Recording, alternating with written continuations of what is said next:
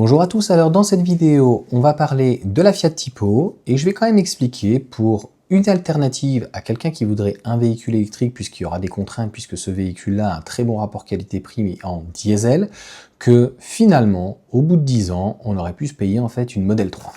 Donc j'ai pris des notes, ce qui est pas assez rare, mais il y avait besoin de poser en fait des éléments. Je vais faire des incrustations notamment donc, sur les véhicules et dans un premier temps, on va parler de la Tipo, c'est direct. Donc le véhicule, alors j'ai pas trouvé le WLTP, l'autonomie, elle est donnée à 4,7 litres, donc a priori à 50 litres de réservoir, et c'est donc ça veut dire une autonomie aux alentours des 900-1000 km. Attention, hein, on a tous eu des véhicules thermiques, 4,7 litres en WLTP, je pense qu'on est plus près des fois aux alentours des 5, voire plutôt 6 litres. 6 litres et demi, et si on fait plus de villes, 7 litres, ou qu'on roule à 130, on ne sera pas à 4 litres 7. Calme-toi. Donc, les infos, 7 chevaux, carte grise, donc après ça dépend à combien est ton cheval fiscal. On prend celle qui est à 18 990, donc autant dire 19 000 €. Un véhicule quand même qui soit un petit peu mieux face au modèle 3 quand même, donc au moins bien optionné. Boîte méca, boîte 6, diesel, 1 tonne 375 kg, 5 places, 520 litres de coffre. Alors il faut comprendre que c'est un véhicule qui est fait pour le marché turc.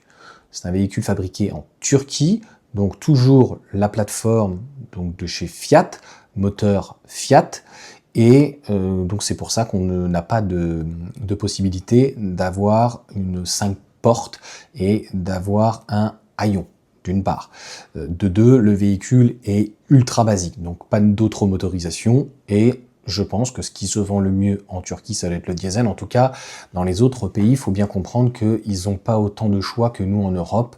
Ça permet aussi de réduire les coûts. Un 0 à 100 en 9 secondes 6, c'est plutôt pas mal, 4,5 litres comme je te l'ai dit, et le véhicule fait 4,53 m.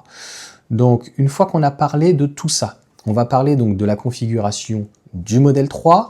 Aujourd'hui le modèle 3, donc Highland en propulsion, la batterie standard, donc qui est donnée pour un WLTP de 550 km. Sur autoroute, on sera plutôt aux alentours des 300 km.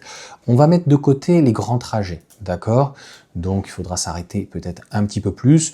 Je tiens juste à rappeler que toutes les 2 heures, on doit s'arrêter et de faire 900 km d'une traite. C'est pas raisonnable. Voilà, moi je le fais pas, je connais plein d'amis qui le font pas, mais il y a que sur internet où les gens font une traite de 900 km, donc a priori ils ne s'arrêtent jamais pour boire, pour manger, pour faire pipi, caca, il n'y a jamais rien besoin de faire. Donc je ne veux pas du tout rentrer dans ce genre de débat, ne me mettez pas des commentaires stupides à ce point, je les supprimerai, c'est complètement stupide. Là, on parle en fait d'une réflexion qui va plus loin. Véhicule à 39 990, donc autant dire 40 000. Si tu veux un véhicule qui est un petit peu plus garanti, ça on y reviendra dessus, et un véhicule qui est plus d'autonomie, c'est 5 000 € de plus, avec 700 km WLTP, ça va te permettre d'avoir un peu plus de 400 km donc sur autoroute, et d'avoir donc un véhicule qui fera aux alentours des 500 km, 550 voire 600 km réels, donc ce qui est quand même plutôt bien. Au niveau de la configuration, la seule chose que tu devras ajouter, c'est 200 € donc pour le câble éventuellement, ou une prise renforcée, etc. Donc on va dire que par rapport à la carte grise, ça revient à peu près à la même chose. En fait, on a 20 000 € à peu près d'écart. Pour la configuration, en tout cas la fiche technique du véhicule, je te la fais d'une manière simple, parce que sinon on va passer 3 heures sur la vidéo. Ce que je veux, c'est qu'elle dure à peu près 10 minutes, en espérant qu'à la fin de la vidéo, je ne digresse pas. Donc, on a le mode break, c'est-à-dire que c'est encore mieux qu'une boîte automatique. On va avoir les caméras de recul, les caméras, les sièges chauffants, sièges électriques, sièges réglables. On va avoir le volant chauffant, le volant qui est réglable, le cuir, le coffre électrique. Enfin, il y a quand même beaucoup plus d'options. On est sur un véhicule qui fait 4,72 m, donc à la fois beaucoup plus grand. 1 tonne 765 kg, ce qui n'est pas énorme finalement par rapport à une batterie donc LFP aujourd'hui de 60 kWh. On va avoir une nouvelle batterie, donc normalement un peu plus d'autonomie, une charge un peu plus rapide. 594 litres, donc mieux, 275 chevaux, donc 6 secondes 1. Donc on a quand même un véhicule où la Tipo, on a un très bon rapport qualité-prix. Le modèle 3, c'est un très bon rapport qualité-prix, mais on est sur le prix du double. Et finalement, on va se rendre compte que si on prend sur 10 ans, 200 000 km, eh bien, le véhicule, on va pouvoir amortir, c'est un investissement à véhicule électrique, notamment une Tesla, puisque pas d'entretien, garantie donc le véhicule 8 ans, 160 000 km, et comme je t'ai dit, si tu prends donc la grosse batterie à 5 000 € de plus, elle est garantie même jusqu'à 192 000 km sur 8 ans.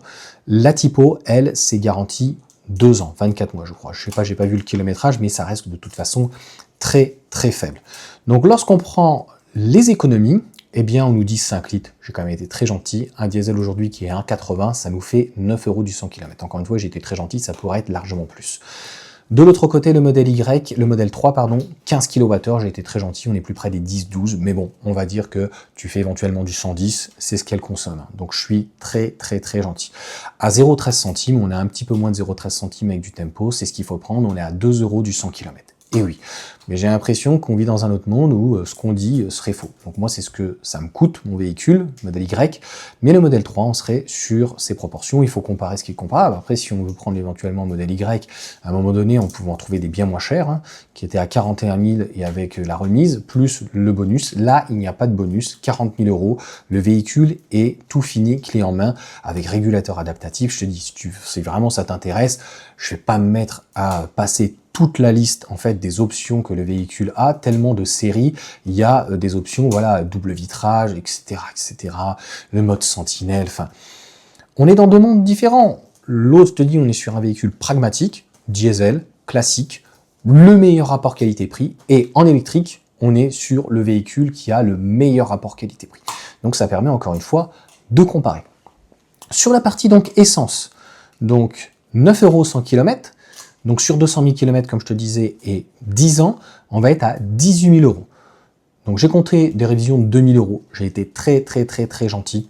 En fait, ça correspond à 100 à 200 € de révision. Je ne parle pas des pneus parce qu'ils sont logés à la même ancienne et un véhicule électrique ne va pas consommer plus de pneus. Un modèle 3, ceux qui ont des modèles 3 aujourd'hui changent leurs pneus entre 60 et 80 000 km. 100 000, ça me paraît délirant, mais entre 60 et 80 000 km, ça se fait très très bien. 60 000 sans problème.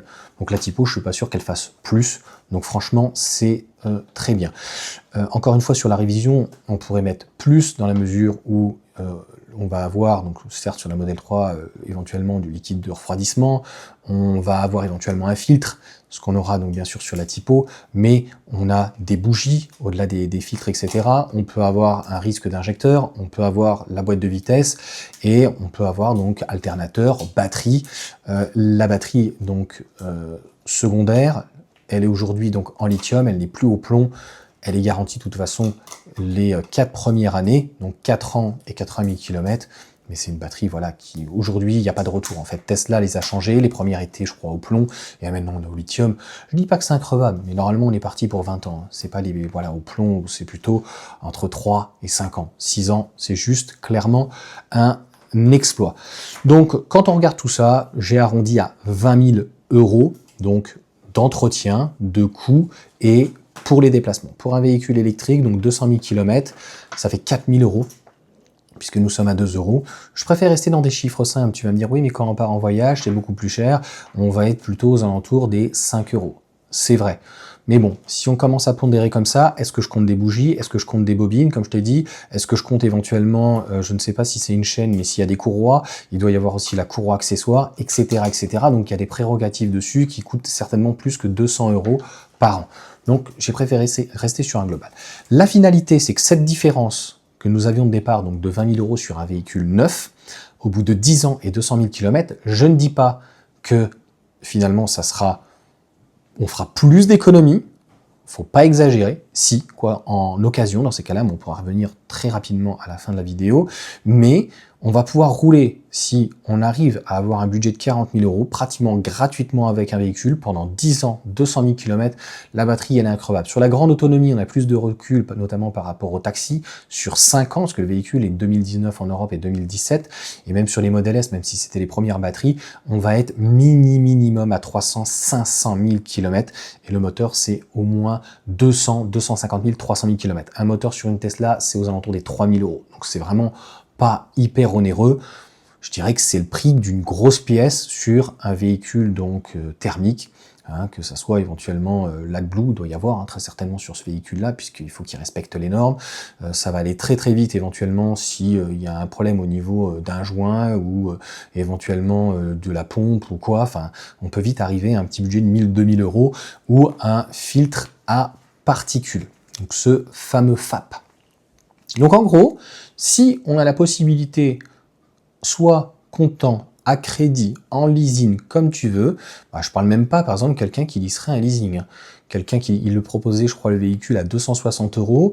Là, à un moment donné, on était aux alentours des 500 euros. En fait, ce que tu mettrais dans ton essence, il faut comprendre, c'est ce que tu mets en fait dans l'immobilisation. Sur la décote, ça sera assez compliqué. Quel va être le prix d'un véhicule typo? Peut-être aux alentours des 8000. C'est vrai que la Model 3 va être plutôt aux alentours des 20 000, peut-être même moins. Donc en fait, on va avoir une décote qui est plus prononcée, ce qui est tout à fait logique, puisque plus le prix va être élevé, et c'est là où, à l'extrême, l'occasion peut intervenir. Et de se dire, en occasion, aujourd'hui, on trouve des Model 3 aux alentours des 20 000 euros, pour une typo qui serait peut-être à 10 000 euros, et donc on a 10 000 euros d'écart de delta. On a des véhicules qui ont aux alentours de 100 000 km, qui ont 3 ans, 4 ans, voire peut-être un peu plus de kilomètres. Donc, en gros, à mon sens, tu roules, en fait, tu vas mettre un peu plus de billets, comme sur à l'époque un véhicule diesel, et ça va te permettre donc d'avoir un véhicule qui est plus confortable, un véhicule qui a plus d'options, un véhicule qui est joueur, une petite sportive, et qui va en fait à l'année rien te coûter. Voilà pour cette vidéo. Tu me diras ce que tu en penses, c'est ma démonstration. Encore une fois, il faut de tout pour faire un monde. Cette typo, c'est un très bon rapport qualité-prix. Attention, c'est un diesel, attention aux ZFE, attention aux critères. Et le modèle 3, en fait, une fois que tu l'as acheté, c'est à mon sens la tranquillité. Et tous ces fantasmes en fait de batterie, de problèmes ou quoi que ce soit, à mon sens, est un faux problème. Voilà en tout cas pour cette vidéo. Je vous souhaite une bonne journée et puis je vous dis à bientôt.